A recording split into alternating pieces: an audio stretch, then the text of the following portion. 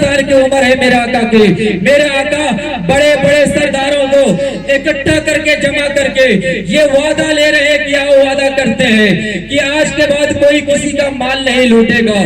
کوئی لکڑ پر لٹ جاتا ہے, کوئی بازار میں لٹ جاتا ہے, کوئی جنگل اور صحرا میں لٹ جاتا ہے. آؤ مل کر کے ہم وعدہ کرتے ہیں کہ آج کے بعد کوئی کسی تاجر کا مال نہیں لوٹے گا. آؤ مل کر کے یہ وعدہ کر لیتے ہیں کوئی کسی کے ساتھ حق تلفی نہیں کرے گا. آؤ ہاتھوں پر ہاتھ رکھ کر کے یہ وعدہ کر لیتے ہیں کہ کوئی کسی غریب کو اپنا غلام نہیں بنائے گا, کوئی یتیم کو نہیں ستائے گا, بیواؤں کے اوپر ظلم و ستم نہیں ڈھائے گا, کوئی اپنی بچیوں کو زندہ زمین میں دفن نہیں کرے گا. آؤ مل کر کے وعدہ کر لیتے ہیں. اے لوگوں ذرا سوچو تو صحیح, 15 سال کی عمر ہے میرے آقا کی. 15 سال کی عمر میں اگر میرے آقا کے دلوں میں کسی کا خیال آتا ہے تو لٹ جانے والے تاجروں کا خیال آیا, اگر کسی کا خیال آتا ہے تو دفن ہونے والی زندہ بچیوں کا خیال آتا ہے, اگر کسی کا خیال آتا ہے بیوہ عورتوں کا خیال آتا ہے, اگر کسی کا خیال آتا ہے تو غریب مسکین کا خیال آتا ہے. رب فرماتا ہے یا ایھا الانسان, اے انسان, قد جاءکم الرسول, آ گیا وہ رسول بالحق, حق لے کر کے, حق کے ساتھ آ گیا, من ربکم, اور وہ اپنے رب کے طرف سے آیا ہے. میرے عزیزان ملت اسلامیہ, مجھ سے پہلے بہت بہترین آپ نے خطاب سماعت فرمایا. میں چاہتا ہوں کہ وہیں سے شروع کر دو جہاں حضرت نے ختم کیا تھا. میں بتانا یہ چاہتا ہوں میرے آقا صلی اللہ تعالی علیہ وسلم کے آنے سے پہلے یہ جو دنیا تھی یہ عجیب رنگ میں ڈھل چکی تھی. یہ جو ماحول تھا عجیب رنگ میں ڈھل چکا تھا. یہ جو ماحول تھا اس کا کوئی وصول نہیں تھا, کوئی طریقہ نہیں تھا, کوئی جینے کا وہ سلیقہ نہیں تھا. میرے آقا کے آنے سے پہلے آپ یاد رکھیں, باپ بوڑھا ہو جائے تو بیٹا بازار میں لے جا کر کے بیچ دیتا تھا, ماں بوڑھی ہو جائے تو بازار کے منڈیوں میں لے جا کر کے اس کا سودا کر دیا جایا کرتا تھا. لوگ خرید کر کے گھروں میں لے جاتے, گھروں کا کوڑا کرکٹ اٹھواتے, گھروں میں جھاڑو پوچھا بھی لگوایا کرتے, گھر کے تمام کام کاج کو ان سے کروایا کیا کرتے تھے. لیکن یاد رکھیں اب میرے آقا تشریف لا دیے, اب میرے آقا تشریف لائے. میرے آقا کے آنے کے بعد پتا کیا چلا, اب باپ کو منڈیوں میں نہیں بیچا جاتا ہے بلکہ اسے تو سر کا تاج بنا کر رکھا جاتا ہے. ماں کو منڈیوں میں نہیں بیچا جاتا ہے بلکہ ماں کے قدموں کے نیچے جنت ہے. بیٹا اپنے سر کو ماں کے قدموں میں ڈال کر کے رکھتا ہے کہ مجھے جنت مل جائے. میرے عزیزان ملت اسلامیہ, آپ یاد رکھیں یہ وہ دور ہے, اتنا پرخطر دور ہے, اتنا خطرناک دور ہے. لوگ اپنی بچیوں کو زندہ زمین میں دفن کرتے ہیں, لوگ اپنی بچیوں کو زندہ زمین میں دفن کرتے ہیں, بیوہ عورتوں کے اوپر ظلم و ستم کرتے ہیں. پتہ کیا چلتا ہے, دور ایسا دور تھا بیوہ عورتوں کو حقیر نظروں سے دیکھا جاتا, غریبوں کو غلام بنا لیا جایا کرتا, یتیموں کے اوپر ظلم و ستم کیے جایا کرتے تھے. اللہ اکبر. راوی فرماتے ہیں وہ دور ایسا دور تھا کہ جب بچیوں کو زندہ زمین میں دفن کیا جانے لگا تو بچیوں کی چیخیں عرش معلی پر گونجنے لگی. اے باری پروردگار, کب تک تیری بچیوں کو, کب تک تیری بندیوں کو اس طریقے سے زندہ زمین میں دفن کیا جائے گا. مولا کوئی مسیحا بھیج دے, اللہ کوئی مسیحا بھیج دے. جب دفن ہونے والے بچیوں کی چیخیں عرش معلی پر گونجنے لگی, ستائی جانے والے بیوہ عورتوں کی صدائیں جب عرش معلی پر گونجنے لگی, جب مظلوموں کی صدائیں عرش معلی پر گونجنے لگی, جب یتیموں کی صدائیں عرش معلی پر گونجنے لگی, مولا کوئی مسیحا بھیج دے. اب ہماری زندگی اجیرن ہو چکی ہے, ہماری زندگی سے تمام خوشیاں لٹ چکی ہیں. مولا کوئی مسیحا بھیج دے, مولا کوئی رہنما بھیج دے. پھر میرے رب نے فرمایا تھا یا ایھا الانسان قد جاءکم الرسول, اے انسان فکر نہ کر, تیرے طرف میرے طرف سے ایک رسول جا رہا ہے, حق کے ساتھ, بالحق, حق کے ساتھ, من رب रब्बिकुम, तुम्हारे रब के तरफ से। अल्लाह अकबर। फिर मेरे रब ने फरमाया था वमा अरसलनाका इल्ला रहमतल लिल आलमीन, ऐ मेरे महबूब, हमने तो आपको सारी कायनात के लिए रहमत बना करके भेजा है। आए मेरे आका की जिंदगी को देखते हैं।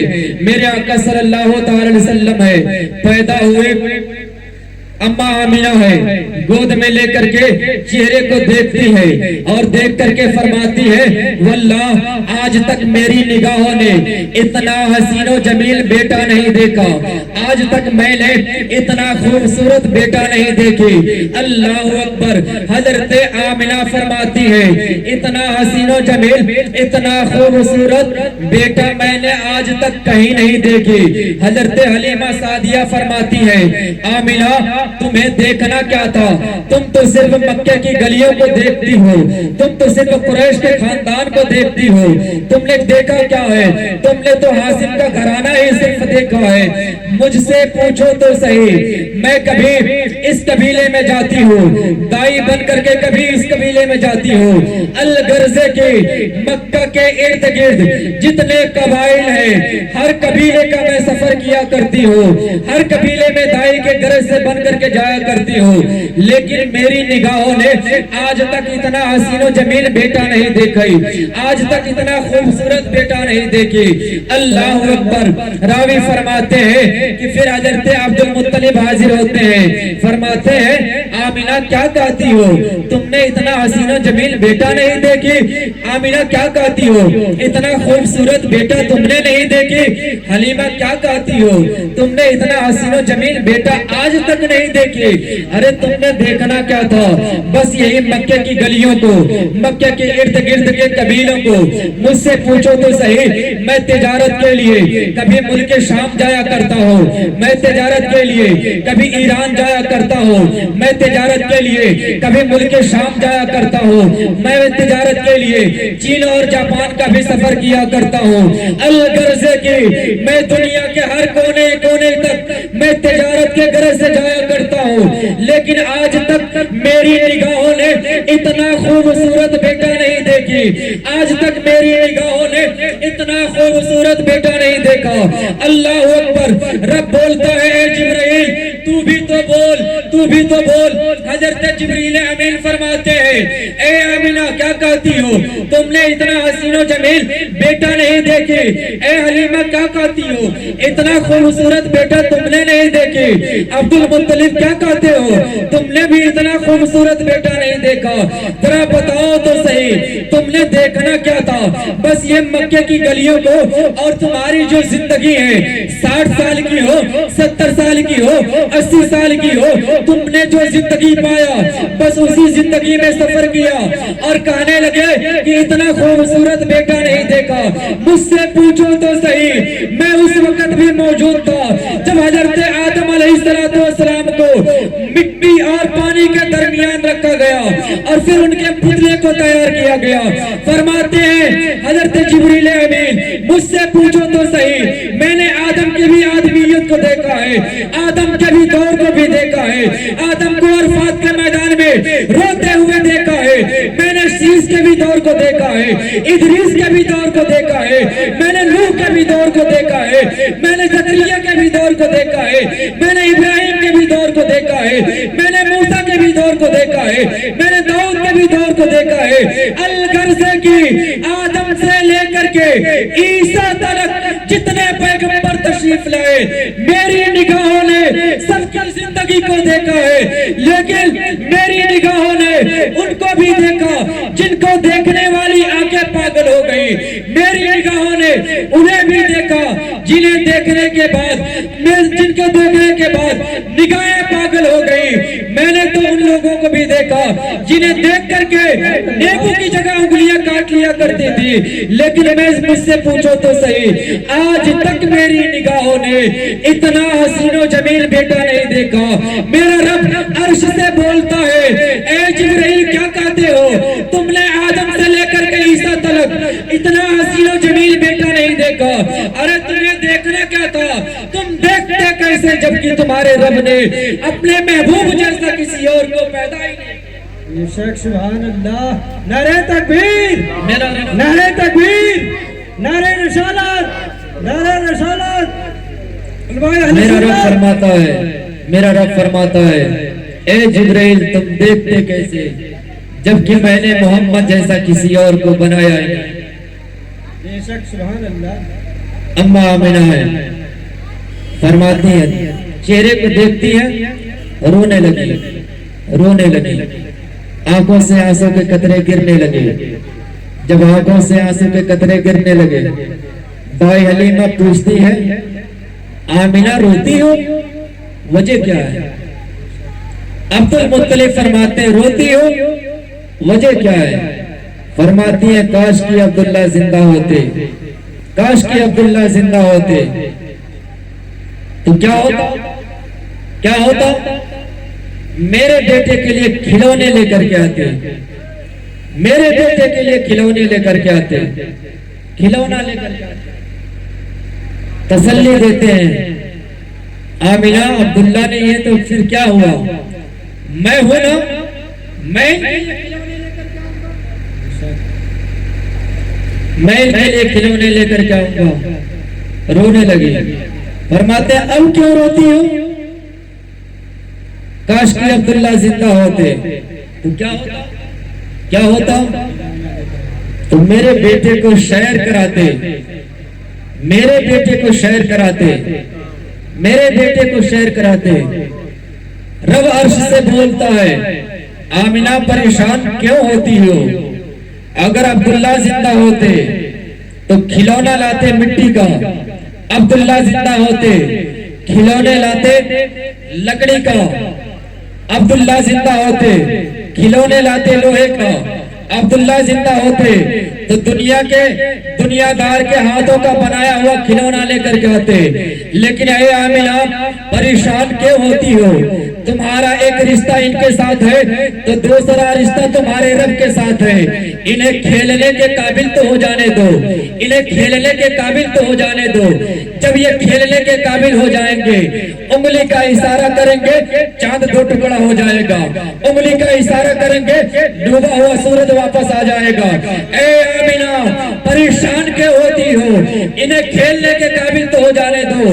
تمہارا رب ان کو کھیلنے کے لیے آسمان کے چاند کو کھلونا بنا دے گا، انہیں کھیلنے کے لیے آسمان کے سورج کو کھلونا بنا دے گا. تمہیں انہیں کھیلنے کے قابل تو ہو جانے دو. تمہارا رب ان کے لیے تمام خدائی کو ان کے قدموں میں ڈال دے گا. یہ جس سے چاہیں گے کھیلتے ہوئے نظر آئیں گے، چاہیں گے کھیلتے ہوئے نظر آئیں گے. شاعر نے کہا تھا نبی کا بچپن تھا کیا سلونا کہ چاند تھا آپ کا کھلونا. کبھی کھلونے کو توڑتے ہیں کبھی کھلونا بنا رہے ہیں. میرا آقا کی یہ زندگی ہے. میرا رب فرماتا ہے آمنہ پریشان کیوں ہوتی ہو؟ ایک رشتہ تمہارے ساتھ ہے تو دوسرا رشتہ تمہارے رب کے ساتھ ہے. وہ رب جو 70 ماؤں سے زیادہ پیار کرتا ہے. ایک رشتہ تمہارے ساتھ ہے تو دوسرا رشتہ تمہارے رب کے ساتھ ہے. تم کہتی ہو عبداللہ زندہ ہوتے تو شعر کراتے، اگر عبداللہ زندہ ہوتے تو شعر کراتے مکہ کی گلیوں کا، اگر عبداللہ زندہ ہوتے تو شعر کراتے پہاڑی کا. لیکن اگر انہیں کاغذ قابل تو ہو جانے دو، شعر کرنے کے دو، اس لائق تو ہو جانے دو. جب یہ اس لائق ہو جائیں گے شعر کرنے کے قابل ہو جائیں گے تو پھر تمہارا رب فرمائے گا سبحان الذی اسری بعبدہ لیلا من المسجد الحرام. پھر تمہارا رب جب انہیں شعر کرائے گا تو مسجد حرام سے بلا کر کے، مسجد اقصی سے مسجد حرام سے بلا کر کے مسجد اقصی میں بلائے گا اور تمام انبیاء کرام کا پھر وہاں امامت کرائے گا. اور پھر اس کے بعد سے مسجد اقصی سے جب اٹھائے گا تو سدرۃ المنتہا تک، پھر سدرۃ المنتہا کا بھی سیر کرائے گا اور پھر سدرۃ المنتہا سے ساتوں آسمان کا بھی سیر کرائے گا، پھر اس کے بعد لا بقا کا بھی سیر کرائے گا. اے آمنہ پریشان کیوں ہوتی ہو؟ انہیں شعر کرنے کے قابل تو ہو جانے دو. جب یہ شعر کرنے کے قابل ہو جائیں گے تو پھر تمہارا رب زمین سے اٹھائے گا تو ساتوں آسمان پار کر کے لا بقا بلا کر کے یہ شان ہے میرے آقا صلی اللہ علیہ وسلم کی. آئے حضرت نے جہاں چھوڑا تھا وہیں سے لے کر کے چلتے ہیں. میں آپ کو بتانا چاہتا ہوں، اب میرے اپنے آقا کی زندگی کو بتانا چاہتا ہوں۔ میرے آقا کی زندگی کو دیکھیں، ابھی ماں کے شکم اطہر کے اندر ہے، تو پھر ماں کے شکم اطہر کے اندر ہے کہ باپ کا سایہ سر سے اٹھ گیا۔ پیدا ہونے سے پہلے میرے آقا یتیم ہوئے، پیدا ہونے سے پہلے میرے آقا صلی اللہ تعالی وسلم یتیم ہوئے، اور پیدا ہونے کے بعد جب 6 سال کی عمر شریف ہوتی ہے، 6 سال کی عمر شریف جب میرے آقا کی ہوتی ہے، تو وہی مکہ کے سرزمین سے مدینے کا سفر ہوتا ہے، اور پھر مدینے کے سفر سے جب واپس آتی ہے تو اب وہ پہاڑی کے مقام پر اماں آمینہ کا بھی انتقال ہو جاتا ہے۔ واللہ دیکھیں تو صحیح، پیدا ہونے سے پہلے باپ کا سایہ سر سے اٹھ گیا، اور پیدا ہونے کے بعد ماں کا سایہ سر سے اٹھ گیا۔ ابھی 6 سال کی زندگی ہے، 6 سال کی عمر ہے کہ سر سے ماں کا بھی سایہ اٹھ گیا۔ دو ایسی ہستیاں جو اپنی اولاد سے سب سے زیادہ پیار کیا کرتے تھے، دو ایسی ہستیاں جو اپنی اولاد سے دل و جان سے پیار کرتی ہیں، دو ہستیاں پیدا ہونے سے پہلے باپ کا سایہ اٹھ گیا، ابھی چلنا سیکھا کہ ماں کا سایہ اٹھ گیا۔ اب ماں اور باپ کے بعد دادا عبد المطلب کے کفالت میں آتے ہیں۔ دادا عبد المطلب نے ان کو اپنے کفالت میں لیا۔ 8 سال کی زندگی جب میرے آقا کی ہوتی ہے، پتا کیا چلتا ہے، 8 سال کی عمر شریف جب ہوتی ہے، دادا عبد المطلب کا بھی سایہ سر سے اٹھ جاتا ہے۔ اللہ اکبر، میرے آقا کچھ اس قدر یتیم ہوتے ہیں، پیدا ہونے سے پہلے باپ کا سایہ، پیدا ہونے کے بعد ماں کا سایہ، ابھی چلنا سیکھا کہ دادا کا بھی سایہ سر سے اٹھ جاتا ہے۔ میرے آقا یتیم ہو گئے، میرے آقا یتیم ہو کر کے بھی یتیم پرور تھے، یتیم ہو کر کے بھی یتیموں کے رکھوالے تھے، یتیم ہو کر کے بھی یتیموں کے پالنے والے تھے۔ اللہ اکبر، پھر میرے آقا کی زندگی جب 12 سال کی ہوتی ہے تو پہلی مرتبہ اپنے چچا ابو طالب کے ساتھ ملک شام کے لیے سفر کرتے ہیں۔ اللہ اکبر، 13 سال کی عمر شریف ہوتی ہے تو 13 سال کی عمر میں میرے آقا نے بڑے بڑے سرداران مکہ کے جھگڑوں کو سلجھاتے ہوئے نظر آتے ہیں، بڑے بڑے سرداران مکہ کے جنگ کو ختم کرتے ہوئے نظر آتے ہیں۔ اب آپ پوچھیں گے آخر وہ جنگ کیسا تھا؟ میں بتانا چاہتا ہوں، 13 سال کی عمر شریف ہے میرے آقا کی، خانہ کعبہ کی دیوار گر جاتی ہے۔ جب خانہ کعبہ کی دیوار گری، اب خانہ کعبہ کو تعمیر کرنے کے لیے جو اندر سر و سامان تھا باہر نکال دیا گیا، اب تعمیر ہونے لگی، دیوار چلا دیے گئے۔ جب مکمل ہو جاتا ہے، حجر اسود باہر رکھا ہوا، اب اسے اٹھا کر کے خانہ کعبہ کے اندر رکھنے کی باری آتی ہے۔ بڑے بڑے سرداران مکہ نے کہا تھا کہ میں حجر اسود کو اٹھا کر رکھوں گا، دوسرے نے کہا میں اٹھا کر کے رکھوں گا، تیسرے نے کہا میں اٹھا کر کے رکھوں گا، چوتھے نے کہا میں اٹھا کر کے رکھوں گا۔ اب بڑے بڑے سرداران مکہ حجر اسود کو اٹھا کر کے خانہ کعبہ کے اندر رکھنے کے لیے پریشان ہے۔ فرماتے ہیں تلوار میان سے باہر نکال لیتے ہیں، اب لڑائیاں اور جنگ کا موسم بننے لگتا ہے، اب یہ ماحول جنگ میں تبدیل ہونے لگا۔ اللہ اکبر، راوی فرماتے ہیں میرے آقا کی عمر 13 سال کی تھی۔ میرے آقا نے جب دیکھا اب یہ سرداران مکہ آپس میں خون ریزی کرنا شروع کر دیں گے، اب آپس میں لڑ کر کے خون بہانے لگیں گے، تو پھر میرے آقا نے ایک ٹیلے پر کھڑے ہوتے ہیں، اور کھڑے ہونے کے بعد فرماتے ہیں اے سرداران مکہ لڑتے کیوں ہو؟ آؤ محمد تمہارے درمیان فیصلہ کرتا ہے، اگر تم مانو تو پھر تم سب کی مرادیں پوری ہو جائے۔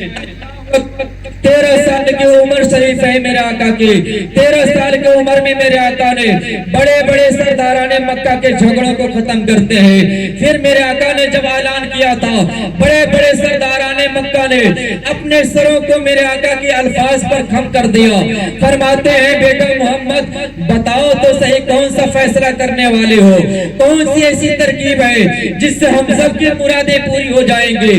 اللہ اکبر، میرے آقا نیچے آتے ہیں، اور اپنا چادر اٹھا کر کے زمین پر بچھا دیتے ہیں اور بچھانے کے بعد حجر اسود کو اٹھاتے ہیں, اس کے اوپر رکھتے ہیں اور فرماتے ہیں اے سرداران مکہ آ جاؤ, چادر کا کنارہ پکڑ لو اور حجر اسود کو اٹھا کر کے اندر رکھ دیا جاتا ہے. اس طریقے سے کر کے میرے آقا نے اس 13 سال کی عمر شریف میں بڑے بڑے سرداران مکہ کے جھگڑوں کو ختم کرتے ہیں. اسی لیے تو میرے رب نے کہا تھا وما ارسلناک الا رحمت للعالمین, اے میرے محبوب ہم نے تو آپ کو ساری کائنات کے لیے رحمت بنا کر کے بھیجا.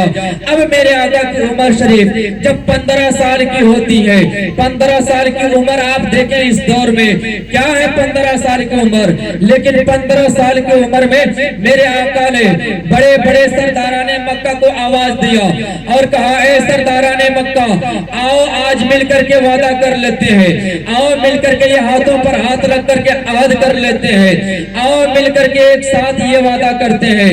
بڑے بڑے سرداران مکہ کو میرے آقا نے آواز دیا تھا اور بڑے بڑے سرداران مکہ جب وقت کے سردار حاضر ہوتے ہیں فرماتے ہیں بیٹا محمد بتاؤ تو صحیح کیا کہنا چاہتے ہو, کس بات پر وعدہ لینا چاہتے ہو, آخر وجہ کیا ہے کہ تم نے ہم لوگوں کو آواز دیا. میرے آقا نے ان بڑے بڑے سرداران مکہ کو بلایا اور بلانے کے بعد کہا آؤ ہاتھوں پر ہاتھ رکھتے ہیں اور ہاتھ رکھنے کے بعد پھر ہم ایک ساتھ مل کر کے وعدہ کرتے ہیں کہ کوئی کسی غریب کا مال نہیں لوٹے گا, کوئی کسی یتیم کو غلام نہیں بنائے گا. 15 سال کی عمر ہے میرے آقا کی. میرے آقا بڑے بڑے سرداروں کو اکٹھا کر کے جمع کر کے یہ وعدہ لے رہے کیا وعدہ کرتے ہیں کہ آج کے بعد کوئی کسی کا مال نہیں لوٹے گا. کوئی لکڑ پر لٹ جاتا ہے, کوئی بازار میں لٹ جاتا ہے, کوئی جنگل اور صحرا میں لٹ جاتا ہے. آؤ مل کر کے ہم وعدہ کرتے ہیں کہ آج کے بعد کوئی کسی تاجر کا مال نہیں لوٹے گا. آؤ مل کر کے یہ وعدہ کر لیتے ہیں کوئی کسی کے ساتھ حق تلفی نہیں کرے گا. آؤ ہاتھوں پر ہاتھ رکھ کر کے یہ وعدہ کر لیتے ہیں کہ کوئی کسی غریب کو اپنا غلام نہیں بنائے گا, کوئی یتیم کو نہیں ستائے گا, بیواؤں کے اوپر ظلم و ستم نہیں ڈھائے گا, کوئی اپنی بچیوں کو زندہ زمین میں دفن نہیں کرے گا. آؤ مل کر کے وعدہ کر لیتے ہیں.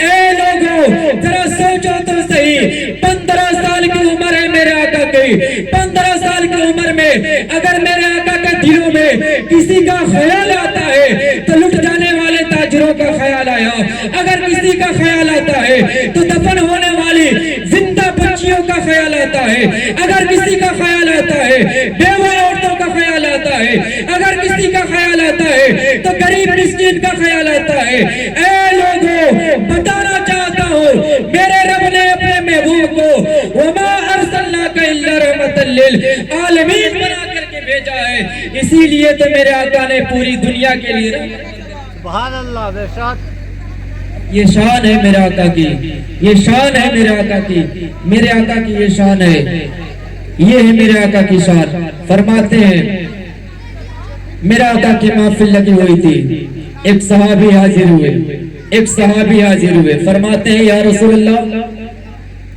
میں نے فلاں لکڑ پر ایک بچی کو روتے ہوئے دیکھا جس کی عمر 3 مہینے ہو گئی, پیدا ہوئے 3 مہینے. یہ ظلمت کا دور دیکھیں, ظلم کا دور. 3 مہینے کی بچی پیدا ہوئی, جب اس کی عمر 3 مہینہ ہوا تو ماں یا باپ اسے لے جا کر کے سڑک کے کنارے پھینک دیتے ہیں, ایک لکڑ پر پھینک دیتے ہیں, ایک لکڑ پر پھینک دیتے ہیں. صحابی فرماتے ہیں یا رسول اللہ فلاں راستے کے کنارے میں نے دیکھا ہے, فلاں لکڑ پر ایک 3 مہینے کی بچی ہے, کسی نے لا کر کے اسے پھینک کر کے چلے گئے, کوئی چھوڑ کر گیا ہے. میرے آقا فرماتے ہیں میرے صحابی اس بچی کو اٹھا کر کے میرے بارگاہ میں حاضر کرو. میرے آقا کے بارگاہ میں جب حاضر کیا گیا, میرے آقا کے بارگاہ میں جب حاضر کیا گیا, میرے آقا نے بچی کو لیتے ہیں اور اس کے پیشانی کو چومتے ہیں, رخسار کو چومتے ہیں, لبوں کو چومتے ہیں, اور چومنے کے بعد صحابی کرام کی طرف مخاطب ہوتے ہیں. فرماتے ہیں میرے صحابی ہے کوئی جو اس بچے کی پرورش کی ذمہ داری لے لے, ہے کوئی جو اس بچی کی پرورش کی ذمہ داری لے لے۔ میرے آقا نے جب اعلان کیا، حضرت ابو بکر آگے بڑھے، حضور مجھے دے دیا جائے، حضور مجھے دے دیا جائے۔ حضرت عمر آگے بڑھے، حضور مجھے دے دیا جائے۔ حضرت عثمان آگے بڑھے، حضور مجھے دے دیا جائے۔ حضرت ابو ہریرہ آگے بڑھے، حضور مجھے دے دیا جائے۔ حضرت علی آگے بڑھے، حضور مجھے دے دیا جائے۔ میں نے کیا بتایا؟ یہ دور وہ دور تھا، کوئی باپ اپنی بچی کو لا کر کے سڑک کے کنارے پھینک کر کے جاتا ہے، یہاں کوئی اسے لینے کے لیے تڑپ رہا ہے کہ حضور مجھے دے دیا جائے، حضور مجھے دے دیا جائے۔ میاں یہ کون لوگ ہیں؟ یہ وہی لوگ ہیں جو کل بچیوں کو زندہ زمین میں دفن کرتے تھے، آج دوسروں کی بچیوں کو لینے کے لیے تڑپ رہے ہیں، فرماتے ہیں حضور مجھے دے دیا جائے۔ ایک بدگرے ایک تمام صحابی کرام اپنی جگہوں سے اٹھتے ہیں اور میرے آقا کے بارگاہ میں حاضر ہوتے ہیں، حضور مجھے دے دیا جائے، حضور مجھے دے دیا جائے۔ میں اس بچی کو گود لینا چاہتا ہوں، میں اس بچی کی پرورش کی ذمہ داری لینا چاہتا ہوں۔ اللہ اکبر۔ صحابی کرام کا ایک جمع کثیر تھا جو نبی کے طرف دوڑ لگاتا ہے، حضور مجھے دے دیا جائے۔ سب صحابی کے زبان پر یہی تھا کہ حضور مجھے دے دیا جائے۔ ایک بوڑھے میاں صحابی ہے، ایک کنارے بیٹھے ہوئے ہیں، زاروں قطار پھوٹ کر کے رونے لگے، آنکھوں سے آنسو بہانے لگے۔ جب چیخیں مار کر کے روتے ہیں، صحابی کرام کا قدم رک جاتا ہے اور پھر مڑ کر کے دیکھتے ہیں تو ایک رونے والا درد میں روتا ہوا نظر آتا ہے، ایک چیخنے والا درد میں چیختا ہوا نظر آتا ہے۔ میرے آقا نے جب انہیں روتے ہوئے دیکھا، فرمایا انہیں میرے بارگاہ میں پیش کیا جائے۔ جب حاضر کیا گیا، میرے آقا نے فرمایا اے میرے بوڑھے صحابی، ذرا بتائیں تو صحیح آخر آپ کے رونے کا وجہ کیا ہے، آپ کے رونے کا سبب کیا ہے، آخر کس وجہ سے آپ رو رہے ہیں؟ فرماتے ہیں یا رسول اللہ صلی اللہ علیہ وسلم، میں چاہتا ہوں کہ اس بچی کو مجھے دے دیا جائے، اس بچی کو مجھے دے دیا جائے، اس بچی کی پرورش کرنے کی ذمہ داری مجھے سونپ دیا جائے۔ یا رسول اللہ میں چاہتا ہوں کہ اس بچی کی پرورش میں کروں۔ اللہ اکبر۔ میرے آقا نے ان کے درد کو دیکھا، میرے آقا نے ان کی محبت کو دیکھا، میرے آقا نے ان کی چاہت کو دیکھا، میرے آقا نے ان کے تڑپ کو دیکھا، میرے آقا نے ان کے درد میں بہائے جانے والے آنسوؤں کو دیکھا اور بیٹی کو اٹھایا، ان کے گود میں دے دیے۔ اب یہ صحابی گود میں لینے کے بعد کبھی رخسار کو چومتے ہیں، کبھی پیشانی کو چومتے ہیں، کبھی لبوں کو چومتے ہیں، سینے سے لگا کر کے ڈھیر سارا پیار دیتے ہیں اور دینے کے بعد وہی کھڑے ہو کر کے ہاتھوں میں بچی کو بلند کرتے ہیں اور کہتے ہیں اے صحابی کرام، اے لوگوں سنو تو صحیح، کیا تم مجھے پہچانتے ہو کہ نہیں پہچانتے ہو؟ کیا تم مجھے جانتے ہو کہ نہیں جانتے ہو؟ لوگوں نے کہا تھا، صحابی کرام نے کہا تھا کہ تمہیں کون نہیں جانتا، تمہارے ساتھ ہم مکے کی گلیوں میں چلا کرتے ہیں، تمہیں کون نہیں جانتا، ہم تمہارے ساتھ مکے کی گلیوں میں پلا کرتے تھے، ایک ساتھ زندگی بسر کیا کرتے تھے، تمہیں کون نہیں جانتا ہے؟ بتاؤ تو صحیح کہنا کیا چاہتے ہو، کہنا کیا چاہتے ہو، بتاؤ تو صحیح۔ اس صحابی نے کہا تھا اے لوگوں سنو تو صحیح، میں کیا بتانا چاہتا ہوں وہ یہ ہے کہ تمہارے ساتھ میں نے زندگی تو گزاری، میری پوری زندگی کے حالات کو تم جانتے ہو، لیکن آگاہ کر دینا چاہتا ہوں، دیکھو تو صحیح، میں وہ ظالم باپ ہوں جس نے اپنے انہیں ہاتھوں سے اپنے 5 بچیوں کو یا 7 بچیوں کو زندہ زمین میں دفن کر دیا، لیکن کبھی بھی میں اپنی بچیوں کو زندہ زمین میں دفن کرتا رہا۔ ایک بچی پیدا ہوئی، اسے زمین میں دفن کیا، دوسری بچی پیدا ہوئی، اسے بھی زندہ زمین میں دفن کیا، تیسری بچی پیدا ہوئی، اسے بھی زندہ زمین میں دفن کیا۔ فرماتے ہیں الغرض کی 7 بچیاں میری پیدا ہوئی اور میں نے بیٹی کے لیے اگر کوئی پیار آیا ہے تو یہ میرے آقا کی طرف سے آیا ہے، میرے آقا کے قدموں میں قربان جائے، واہ ان کے صدقے جائے۔ میرے آقا واقعی رحمت للعالمین بن کر کے آئے اور پوری دنیا پر چھا گئے، روزے قیامت تک میرے آقا کا بول بالا ہوتا رہے گا اور غلامان مصطفیٰ اسی طریقے سے دھوم مچاتے کر کے اسی طریقے سے محفلیں سجا کر کے اپنے آقا کے بارگاہ میں صدائیں بلند کرتے رہیں گے. چند شعر میں پہنچانے کی کوشش کرتا ہوں، پھر انشاءاللہ آپ کو دو تین باتیں اور بتایا جائے گا اگر اجازت ہوگا تب. شعر سننا چاہتے ہیں تو پڑھے سبحان اللہ، بولے سبحان اللہ. شعر سنیے گا عالی جناب گلاب الدین رضا صاحب کے جیسے تو میری آواز نہیں، اور نہ میں ان کے سائے ان کے جیسا پڑھ سکتا ہوں، لیکن پڑھنے کی کوشش ضرور کروں گا. وہ نورانی صورت دکھا دیجئے نا، وہ نورانی صورت دکھا دیجئے نا، حضور آئیے نا، حضور آئیے نا. وہ نورانی صورت دکھا دیجئے نا، حضور آئیے نا، حضور آئیے نا.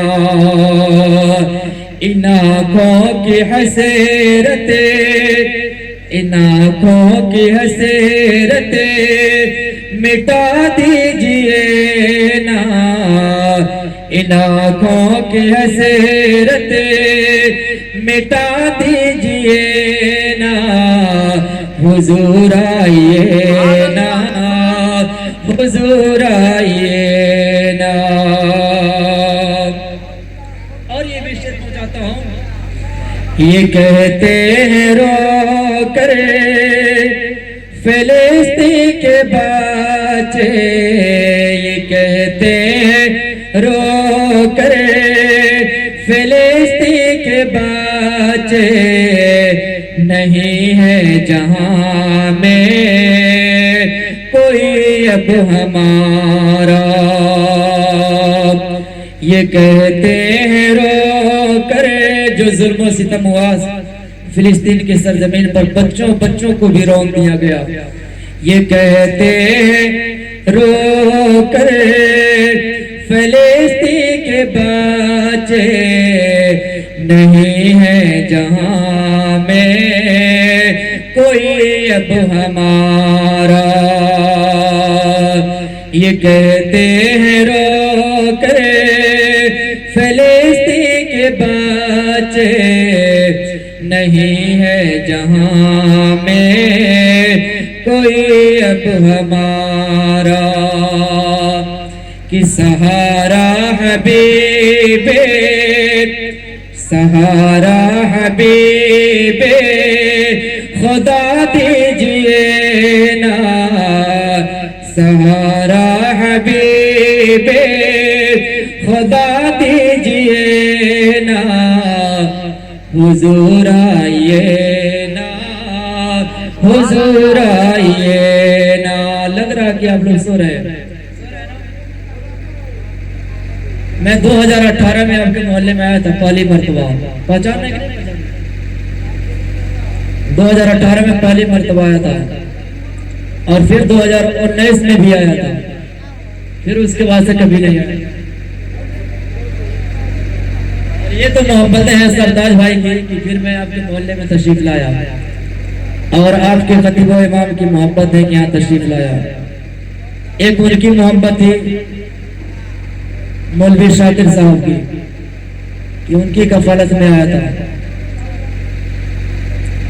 مولوی شاکر صاحب شعر پہنچاتا ہوں. یہ کہتے ہیں رو کر فلسطین کے بچے، نہیں ہے جہاں میں کوئی اب ہمارا. کہ سہارا حبیب خدا دیجئے نا، سہارا حبیب خدا دیجئے نا، حضور آئیے نا، حضور آئیے نا. اور شعر تو بہت ہے لیکن میں چاہتا ہوں کہ آخر سے سنا دوں. میرے سامنے فرشتے ڈراتے ہیں مجھے کو سوالوں کے لہجے میرے سامنے ہے میرے سامنے ہے میرے لحد میں میرے سامنے فرشتے ڈراتے ہیں مجھے کو سوالوں کے لہجے میں ہوں کون آ کر میں ہوں کون آ کر بتا دیجئے نا میں ہوں کون آ کر بتا دیجئے نا حضور آئیے نا حضور آئیے نا پڑھیں درود شریف اللہم صلی اللہ علیہ سیدنا شفینا حبیبنا قلوبنا مولانا محمد بارک وسلم صلاۃ و سلام علیک یا رسول اللہ صلی اللہ تعالی علیہ وسلم میرے عزیزان ملت اسلامیہ میرے آقا کے بارگاہ میں چلتے ہیں آئیے اپنے آقا سے ملاقات کرتے ہیں میرے آقا صلی اللہ تعالی علیہ وسلم پوری کائنات کے لیے رحمت للعالمین بن کر کے آئے میرا رب فرماتا ہے کلا بل لا تکرمون الیتیم اے میرے محبوب یہ جو لوگ یہ جو بستے ہیں زمین پر یہ یتیموں سے پیار نہیں کرتے حضور اے میرے محبوب آپ انہیں یتیموں سے پیار کرنے والا بنا دے آپ انہیں غریبوں سے محبت کرنے والا بنا دے آپ انہیں یہ یتیموں سے یتیموں سے محبت کرنے والا بنا دے یتیموں کو سینے سے لگانے والا بنا دے یتیموں غریبوں مسکینوں مجبوروں کا مدد کرنے والا بنا دے آئے میرے آقا کے بارگاہ میں حاضر ہوتے ہیں میرے آقا کی محفل لگی ہوئی تھی ایک صحابی حاضر ہوتے ہیں اپنی بیوی کو ساتھ لے کر کے آتے ہیں فرماتے ہیں یا رسول اللہ میرے بیٹے کی خبر نہیں ہے یا رسول اللہ آج 3 دن ہو گیا میرا بیٹا اپنے گھروں سے لاپتہ ہے حضور دعا کر دیا جائے میرا بیٹا مل نہیں رہا ہے حضور دعا کر دیا جائے میرے آقا صلی اللہ تعالی وسلم کے بارگاہ میں جب صحابی نے عریضہ پیش کیا تھا حضور دعا کر دیا جائے میرے آقا نے ابھی دعا کے لیے ہاتھ اٹھائے کہ ایک صحابی حاضر ہوئے فرماتے ہیں یا رسول اللہ صلی اللہ تعالی علیہ وسلم میں نے اس کے بیٹے کو فلا لکڑ پر فلا باغ میں کھیلتے ہوئے دیکھا ہے اللہ اکبر راوی فرماتے ہیں جیسے ہی صحابی نے کہا کہ میں نے اس کے بیٹے کو فلا باغ میں کھیلتے ہوئے دیکھا ہے باپ نے سنا دوڑ لگا دیتا ہے ماں سنتی ہے دوڑ لگا دیتی ہے الغرضے کی اب ماں بھی دوڑتی ہے باپ بھی دوڑتا ہے اب بیٹے کی ملنے کی خبر ہو گئی اب بیٹے کا پتہ چل گیا کہ میرا بیٹا فلا باغ میں ہے اب یہ دوڑنے لگتے ہیں راوی دوڑنے کا انداز کو لکھتے ہیں فرماتے ہیں باپ جب دوڑتا ہے پیروں میں ٹھوکریں لگتے ہیں زمین پر گرتا ہے گھٹنوں میں چوٹ لگتے ہیں ہاتھوں میں چوٹ لگتے ہیں جسم سے خون کے فوارے بہنے لگتے ہیں لیکن پھر اٹھ کر کے سنبھلتا ہے دوڑ لگانا شروع کر دیتا ہے میرے آقا نے جب ان کے دوڑ کو دیکھا پھر میرے آقا نے آواز دیا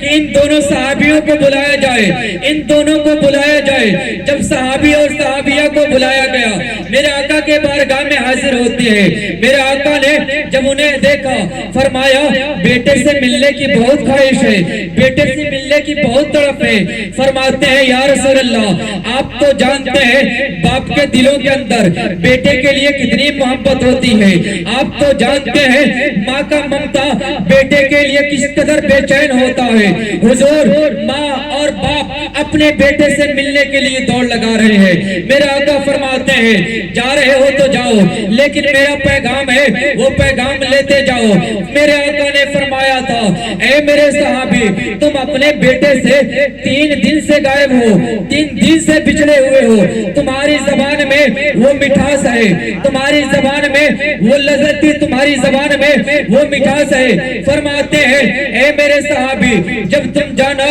اور باغیچے کے اندر اپنے بیٹے کو کھیلتے ہوئے دیکھنا تو اپنے بیٹے کو بیٹا کہا کر کے مت بلانا اپنے بیٹے کو بیٹا کہا کر کے مت بلانا بلکہ جو اس کا نام ہو اس کا نام رکھ کر کے بلانا جب تمہارا بیٹا تمہارے قریب آ جائے تو تو اسے سینے سے مت لگانا، تم اسے پیار مت کرنا، تم اس کے چہرے کو مت چومنا، تم اسے گود میں مت اٹھانا، بلکہ اسے گھر لے جا کر کے جتنا چاہے پیار کرنا، جتنا چاہے سینے سے لگانا۔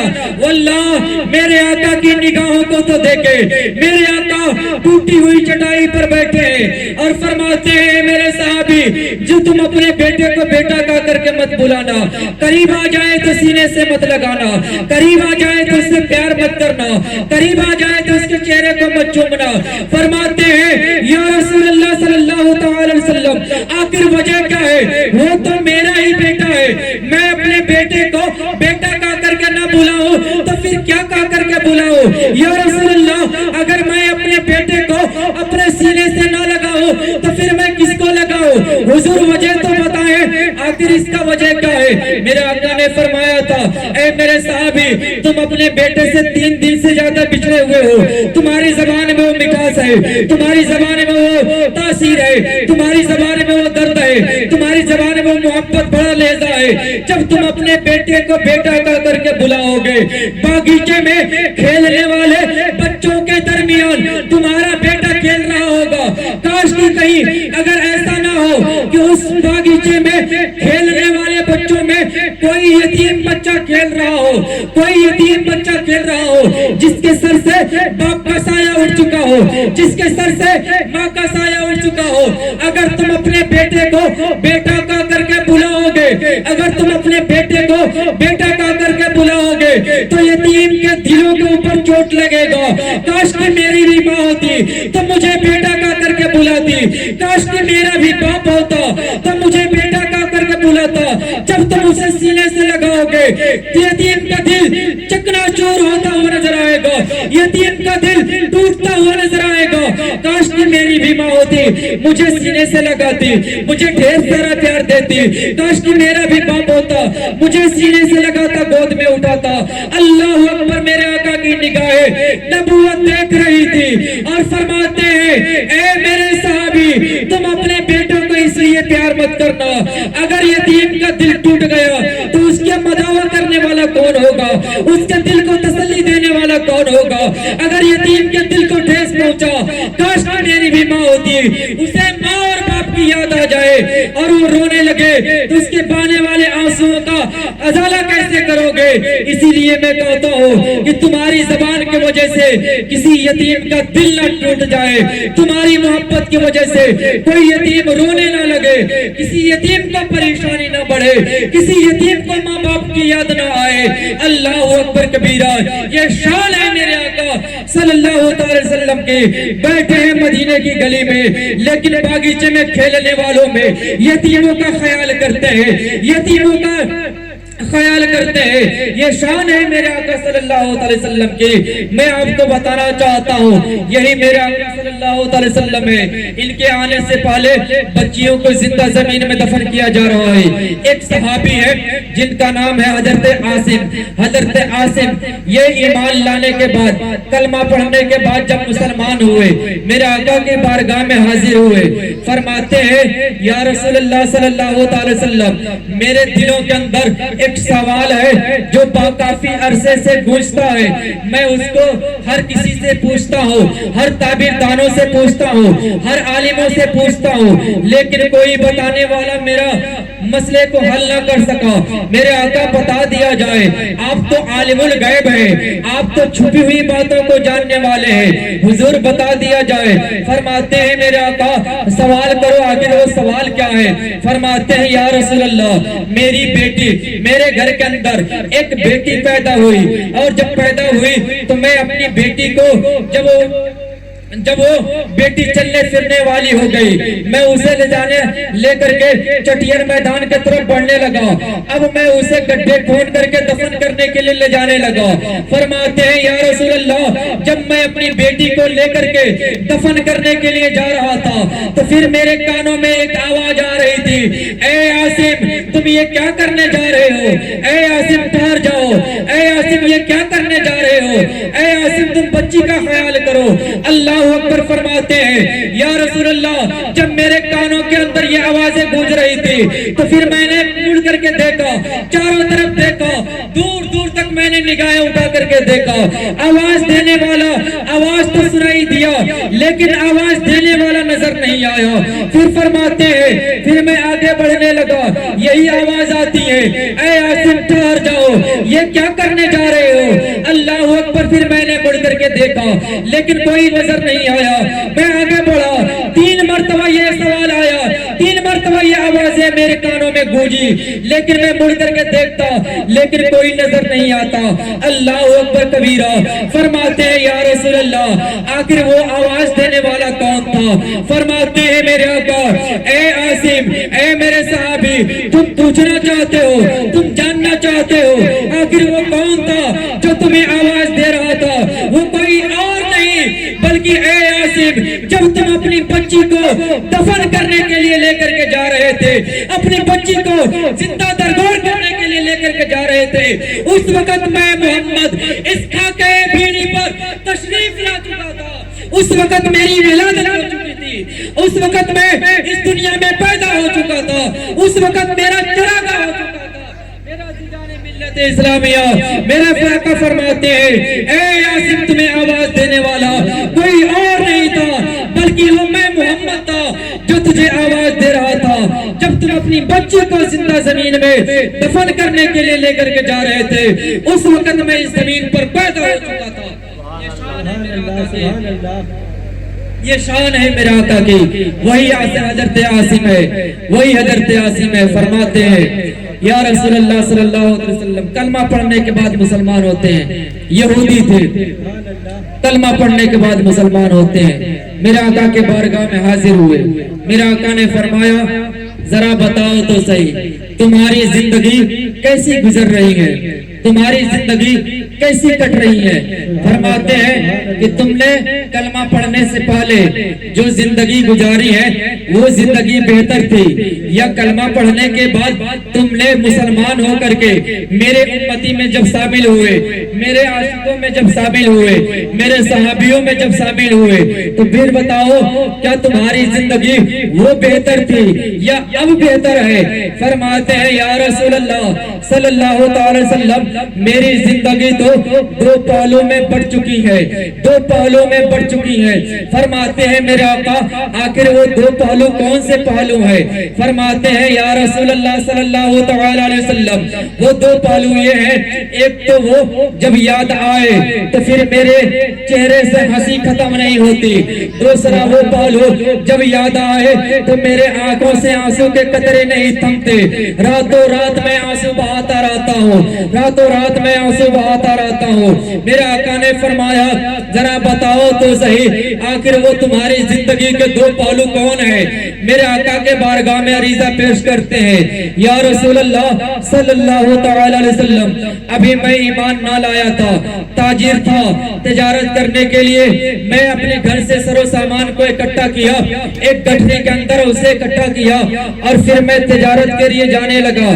فرماتے ہیں یا رسول اللہ پہلا تو وہ پہلو کہ جب میں تجارت کے لیے نکلا تو پھر میں نے اپنے ساتھ میں ایک مٹی کے معبود کو رکھا جس کے سامنے میں فریاد کیا کرتا تھا، جس کے سامنے میں اپنے آپ کو ظاہر کیا کرتا تھا، اپنے سروں کو جھکایا کرتا تھا، جس کی عبادت کیا کرتا تھا، جس سے مدد مانگا کرتا تھا، جس کے بارگاہ میں اپنے آپ کو خم کر دیا کرتا تھا۔ فرماتے ہیں یا رسول اللہ میں ایک مٹی کے معبود کو اپنے گٹھری کے اندر رکھا، اب جب سر پر اٹھایا تو گٹھری بہت بوجھل تھی، چلا نہ جا رہا تھا۔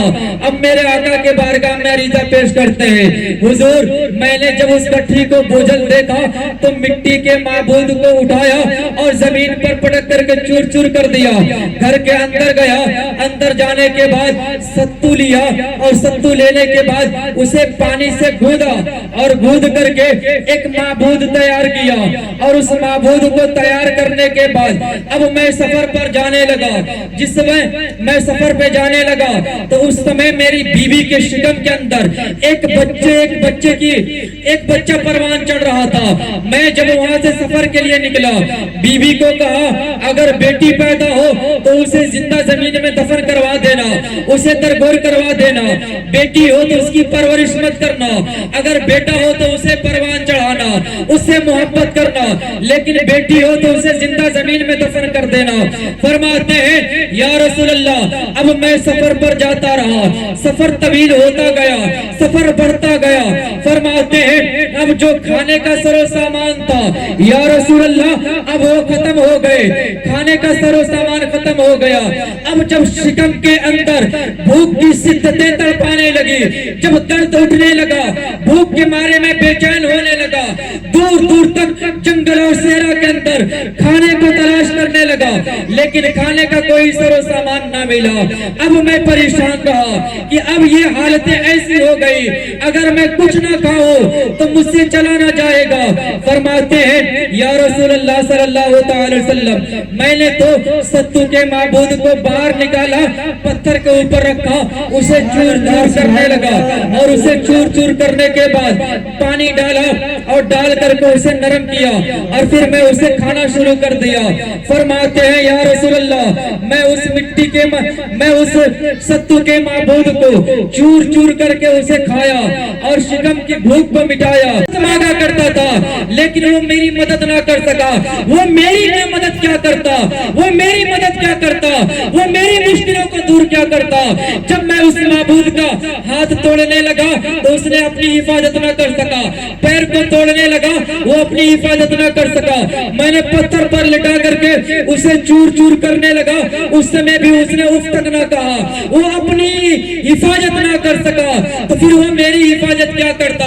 فرماتے ہیں یا رسول اللہ جب اس معبود کی یاد آتی ہے تو میرے چہرے سے خوشی کا آثار ظاہر ہوتے ہیں، میری ہنسی نہیں رکتی کہ میں کس جاہلیت کے زمانے میں گزر رہا تھا، ایک ایسے معبود کے سامنے سر جھکاتا جو کچھ کھا بھی نہیں سکتا، جو اپنی مدد نہیں کر سکتا، وہ دوسری کی مدد کیا کرتا۔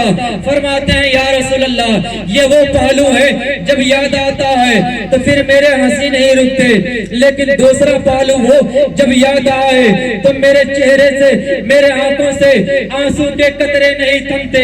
فرماتے ہیں یا رسول اللہ صلی اللہ علیہ وسلم میں سفر پر گیا، سفر طویل ہو گیا، سفر طویل ہوا، از کم از 8 سال کی زندگی گزار کر کے میں سفر سے واپس آیا، تجارت کے غرض سے گیا تھا پھر واپس آیا۔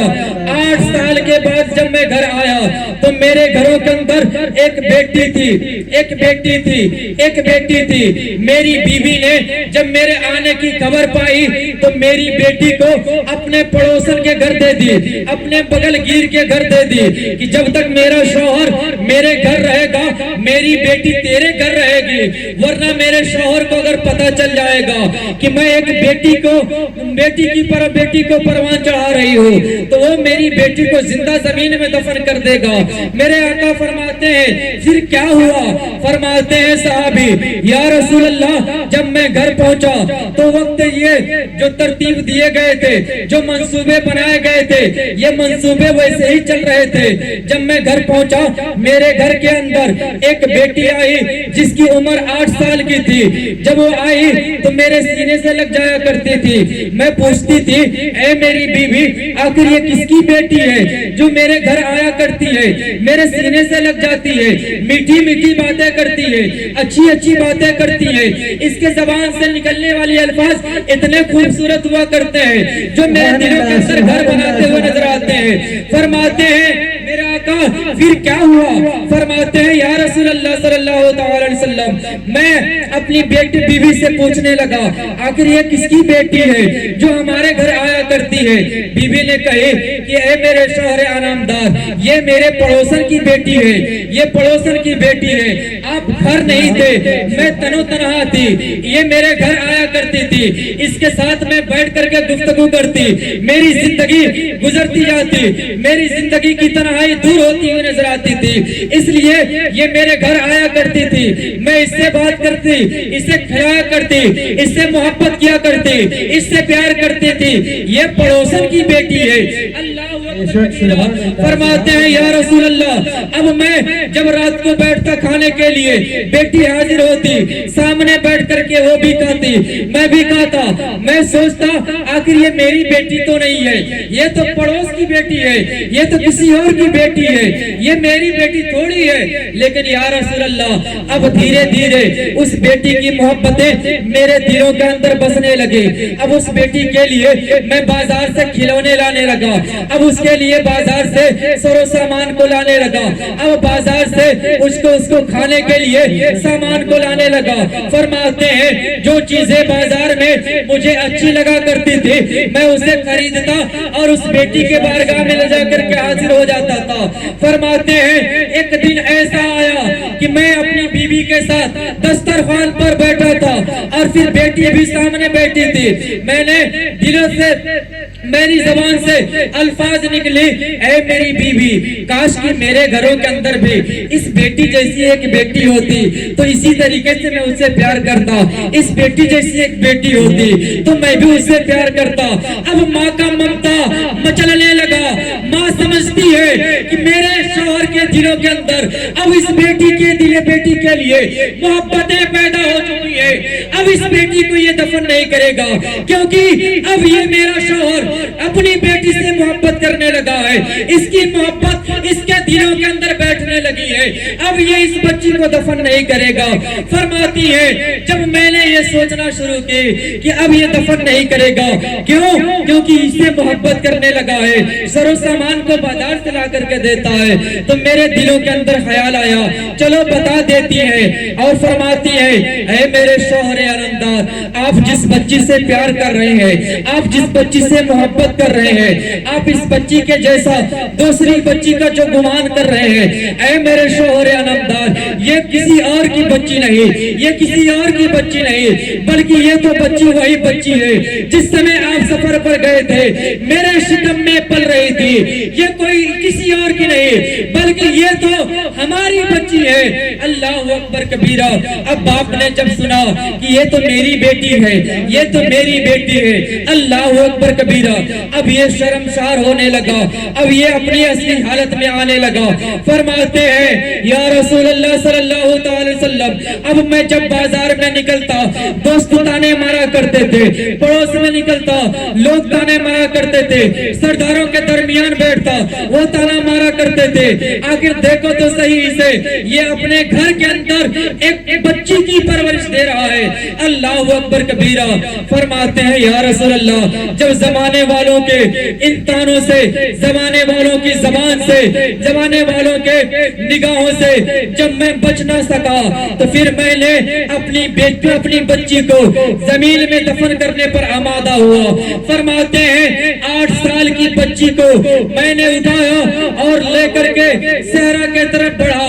فرماتے ہیں جنگل کے صحرا کے طرف بڑھا اور جانے کے بعد میں نے میدان کے اندر جب گڈھے کو کھودنا شروع کیا فرماتے ہیں جب گڈھے کو کھودنا شروع کیا تو پھر میری بیٹی گڈھے کو کھودنے میں میری مدد کیا کرتی تھی میرے ماتھے سے پسینے ٹپکتے تھے تو میری بیٹی اپنی آنچل سے میرا پسینہ پوچھا کرتی تھی میرا پسینہ صاف کیا کرتی تھی اور تسلی دیا کرتی تھی بابا پریشان کیوں ہوتے ہیں آپ آرام کر لیں آپ کی بیٹی گڈھا کھودنے میں آپ کی مدد کر رہی ہے آپ آرام کر لیں میرے آقا فرماتے ہیں یا رسول اللہ جب میں گڈھا کھود رہا تھا میری بیٹی گڈھا کھودنے میں میری مدد کر رہی تھی لیکن اسے کیا معلوم یہ گڈھا اس کو دفن کرنے کے لیے کھودا جا رہا ہے یہ گڈھا اسے دفن کرنے کے لیے کھودا جا رہا ہے اس گڈھے کو اسے درگور کرنے کے لیے تیار کیا جا رہا ہے میری بیٹی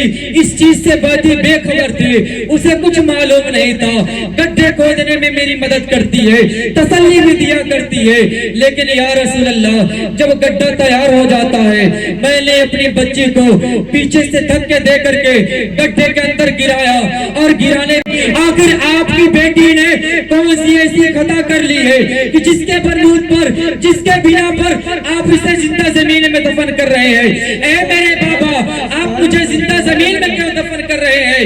آج کے بعد آپ کی بیٹی آپ سے وعدہ کرتی ہے کہ کوئی سامان کا مطالبہ نہیں کرے گی, کوئی سر و سامان نہیں مانگے گی, کسی چیز کی ضرورت بھی پڑے گی لیکن آپ کے سامنے فریاد نہیں کرے گی. اے میرے بابا, آپ اپنی بیٹی کی غلطیوں کو تو بتا دے.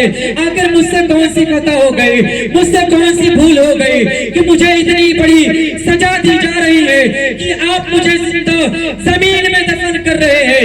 فرماتے ہیں یا رسول اللہ, میری بیٹی چیخیں مار مار کر کے مجھے آواز دیا کرتی تھی, لیکن میری بیٹی کی چیخیں میرے کانوں میں گونجتی تھی, لیکن اس کے لیے کوئی محبتیں میرے دلوں کے اندر باقی نہ رہی. میں نے اپنی بیٹی کو زندہ زمین میں دفن کیا اور دفن کرنے کے بعد واپس چلا آیا. فرماتے ہیں یا رسول اللہ, جب سے میں نے کلمہ پڑھا ہے اور کلمہ پڑھنے کے بعد جب میں مسلمان ہوا ہوں تب جا کر کے مجھے پتا چلا ہے کہ بیٹیوں کے لیے محبتیں کیا ہوتی ہے, بیٹیوں کا مرتبہ کیا ہوتا ہے.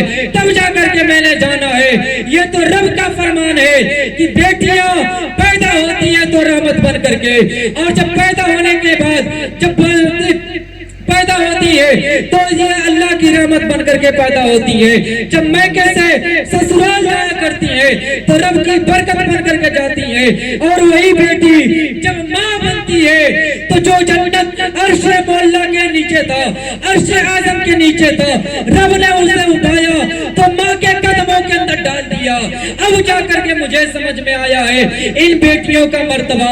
فرماتے ہیں یا رسول اللہ, اب جا کر کے ان بیٹیوں کا مرتبہ سمجھ میں آیا ہے. فرماتے ہیں یا رسول اللہ, جب میں راتوں کو سوتا ہوں تو میری خواب میں میری بیٹی آتی ہے, صرف ایک ہی صدا لگاتی ہے, اے میرے بابا بتائیں تو صحیح آپ کی بیٹی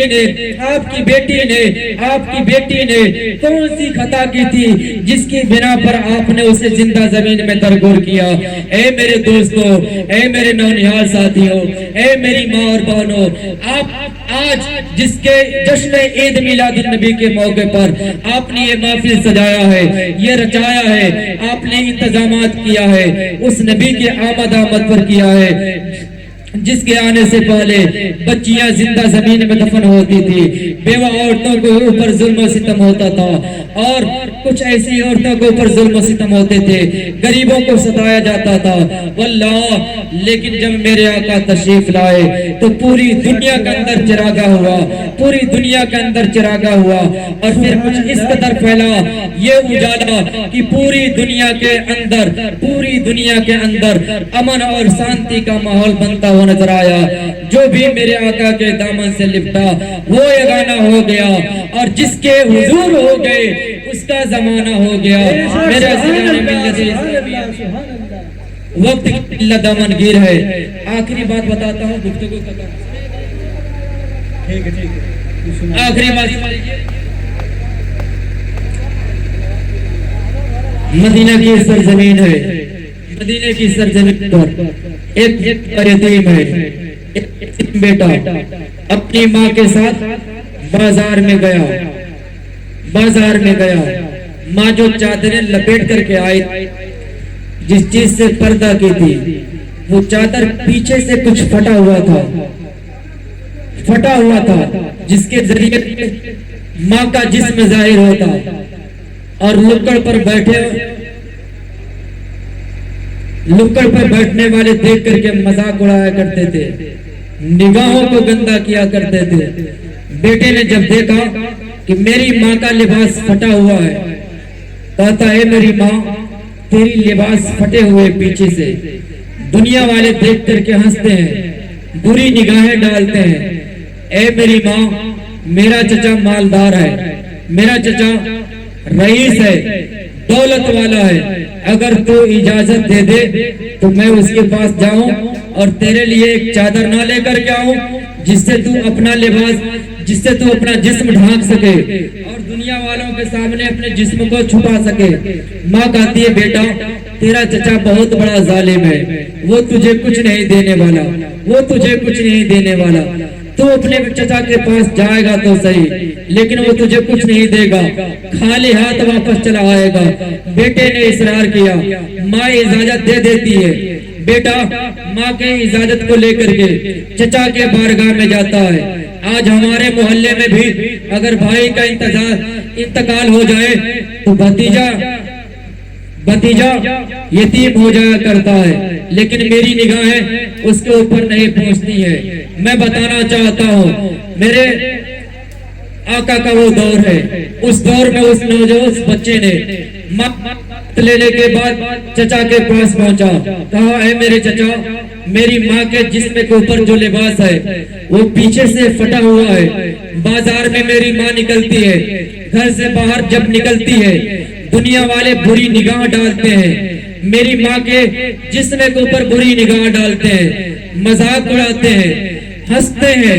اے میرے چچا، مجھے اتنا لباس دے دے کہ میں اپنی ماں کے جسم کو ڈھانپ سکوں۔ چچا نے بیٹے کو دھتکارا اور بھلی باتوں کو سنایا اور دروازے کے دے کر کے باہر نکال دیا، کہا جا، تیری ماں تو ویسے ہی پائیدار ہے، اگر تیری ماں پائیدار نہ ہوتی، پے والی نہ ہوتی تو تیرے باپ کا انتقال نہ ہوا ہوتا۔ تیری ماں نے تو میرے جیتے جی بھائی کو کھا لی۔ فرماتے ہیں کہ تیری ماں کے وجہ سے تیرے بھائی کا انتقال ہوا، تیری ماں کے اندر کچھ نہ کچھ پے ضرور ہے۔ اللہ اکبر۔ راوی فرماتے ہیں کہ اس نے بری بھلی باتوں کو سنایا، دروازے سے دھکے دے کر کے باہر نکال دیا۔ اب یہ بچہ روتا ہوا اب ماں کے قریب جانے لگا، راستے میں ایک صحابی سے ملاقات ہوتی ہے۔ فرماتے ہیں بیٹا روتے ہو، رونے کا وجہ کیا ہے، آخر کیوں رو رہے ہو؟ اس نے تمام باتوں کو سنایا کہ چچا کے پاس گیا لیکن چچا نے دھتکار دیا، لباس نہ دیا۔ اللہ اکبر کبیرہ۔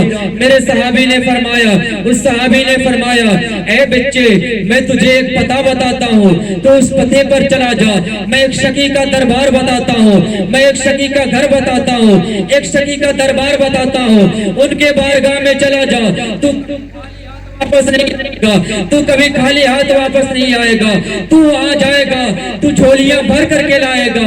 اس نے کہا آخر وہ کون ہے کے بارگاہ میں تو مجھے مل جائے، آخر وہ کون ہے جن کے بارگاہ کا پتہ آپ دینا چاہتے ہیں؟ فرماتے ہیں وہ صحابی اے بیٹے یشرف کی گلیوں میں چلے جاؤ، دنیا جسے محمد الرسول اللہ کہا کرتی ہے، تم ان کے بارگاہ میں چلے جاؤ اور جا کر کے جب سوال کرو گے تمہاری جھولیاں بھر دیں گے، تمہاری مرادیں پوری ہو جائیں گے۔ بیٹا ماں کے پاس پہنچا اور پہنچنے کے بعد ماں کے پاس پہنچا اور پہنچنے کے بعد کہا اے میری ماں، چچا نے تو دھتکار دیا ہے، چچا نے تو دروازے سے دھکے دے کر کے باہر کر دیا ہے، لیکن اے میری ماں پریشان نہ ہو، تیرے میں لباس لے کر کے آؤں گا، تیرے لیے میں لے کر کے آؤں گا، میں تیرے لیے لباس لے کر کے آؤں گا۔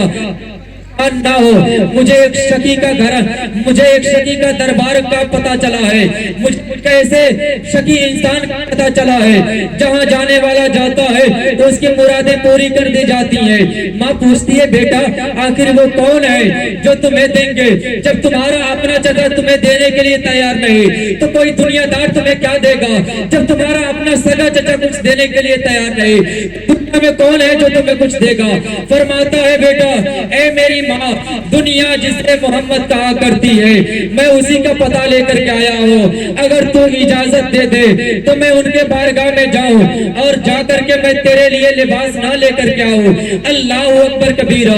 راوی فرماتے ہیں راوی فرماتے ہیں بچے نے جب اصرار کیا، ماں کہتی ہے بیٹا میں تو سنتی ہوں کہ وہ نیا دین لے کر کے آئے ہیں، وہ نیا دھرم لے کر کے آئے ہیں، وہ نئے دھرم کا پرچار کرتے ہیں، وہ ایک خدا کا اعلان کرتے ہیں، تم اس کے پاس ان کے پاس جاؤ گے تو کہیں ایسا نہ ہو کہ تم بھی ان کے دھرم کو قبول کر لو۔ بیٹے نے کہا اے میری ماں، میں تم سے وعدہ کر کے جاتا ہوں، میں تیرے لیے لباس لے کر کے آؤں گا اور میں اپنے دین پر قائم رہوں گا، میں اپنے دھرم کا وفادار بن کر کے رہوں گا۔ فرماتا ہے میری ماں اجازت تو دے دے۔ ماں نے اجازت دے دی، بیٹا گیا میرے آقا کے بارگاہ میں، جانے کا انداز تو دیکھیے، میرے آقا کے بارگاہ میں جاتا ہے، میرے آقا کے بارگاہ میں حاضر ہوا، فرماتا ہے اے محمد میں دوسرے دھرم سے تعلق رکھتا ہوں، لیکن میں نے سنا ہے کہ آپ کے پاس جو آتا ہے آپ اسے اپنا دھرم قبول کرا دیتے ہیں، لیکن آپ یاد رکھیں مذاق اڑاتے ہیں. میں سوال کرنے کے لیے آیا ہوں کہ مجھے ایک لباس دے دیا جائے جس سے میں اپنی ماں کے جسم کو ڈھانک سکوں.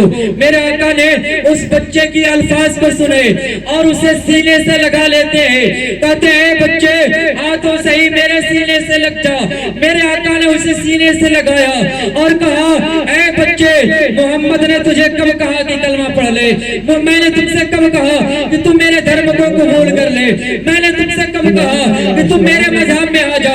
میں نے تو تم سے کچھ نہیں کہا. تو سوال تو کر, میں تجھے دینے کے لیے تیار ہوں. بچے نے سوال کیا. میرے آقا نے چادریں بھی دی اور کھجوروں کا گچھا بھی منگوا کر کے دیا اور تمام سر و سامان کو دیا اور تمام اشرفیوں کو بھی دے کر کے میرے آقا نے اس کو واپس کیا. یہ جب بچہ اپنی ماں کے قدموں میں لے جا کر کے اسے حاضر کرتا ہے, لباس کو اٹھا کر کے ماں کے جسم پر رکھتا ہے, کہتا ہے میری ماں سن تو صحیح, میں تو سامان بھی لے کر کے آیا, اپنے وعدے پر بھی قائم رہا. میں تو سامان لے کر کے آیا لیکن ان کا کلمہ نہ پڑھا. میں سامان لے کر کے آیا, میں نے ان کے دھرم کو قبول بھی نہیں کیا. میں سامان بھی لے کر کے آیا, میں نے ان کے مذہب میں داخل بھی نہ ہوا. فرماتی ہے میری ماں اے بیٹا تو یہ بعد میں کرنا, تیری ماں ان کا غلام بننے کے لیے تیار ہو گئی ہے. اے میرے بیٹے چل, مجھے بھی ساتھ لے کر کے چل ان کے بارگاہ میں. بیٹا ان کے بارگاہ میں, نبی کے بارگاہ میں ماں کو ساتھ لے کر کے آتا ہے. ماں قدموں میں بیٹھتی ہے, بیٹا قدموں میں بیٹھتا ہے, بے شاختہ پکارتے ہیں اے خالق کائنات, اے مالک کائنات, اے مالک مختار, آپ کے بارگاہ میں حاضر ہوئے, ہم آپ کے بارگاہ میں حاضر ہوئے. حضور ہمیں بھی کلمہ بے شک سبحان اللہ سبحان اللہ. یہ شان ہے میرے آقا صلی اللہ علیہ وسلم کی. جو بھی جاتا ہے وہ میرے آقا کا دیوانہ بن جایا کرتا ہے. میرے آقا اس قدر یتیموں کا خیال کرتے تھے, اس قدر غریبوں کا مدد کیا کرتے تھے. وقت کی قلت دامن گیر ہے, ورنہ آپ کو بہت ساری باتیں بھی بتانے کو رہ گیا. چاند کا ٹوٹنا, چاند کا کھلونا بننا, یہ ساری چیزیں باقی رہ گئی. لیکن انشاءاللہ اگر بعد میں کبھی وقت ملا تو گفتگو کی جائیں گے. میں چاہتا ہوں کہ اپنی گفتگو ختم کروں, آپ بھی کھڑے ہوں, میں بھی کھڑا ہوں, اور اس نبی کی آمد پر فرشتوں نے صلاۃ و سلام بھیجا تھا. ہم بھی کھڑے ہو کر کے صلاۃ و سلام بھیجے اور اپنی محفل کو اختتام تک پہنچائیں. وآخر دعوانا الحمدللہ رب العالمین. بولنے میں, گانے میں, سنانے میں کوئی کوتاہیاں, کوئی غلطیاں ہوئی ہوں تو رب کے بارگاہ میں میں توبہ کرتا ہوں. استغفر اللہ ربی من کل ذنب واتوب الیہ. اور اگر کوئی کفریت الفاظ نکل چکی ہوں تو پھر اس سے میں رجوع کرتا ہوں. استغفر اللہ ربی من کل ذنب واتوب الیہ.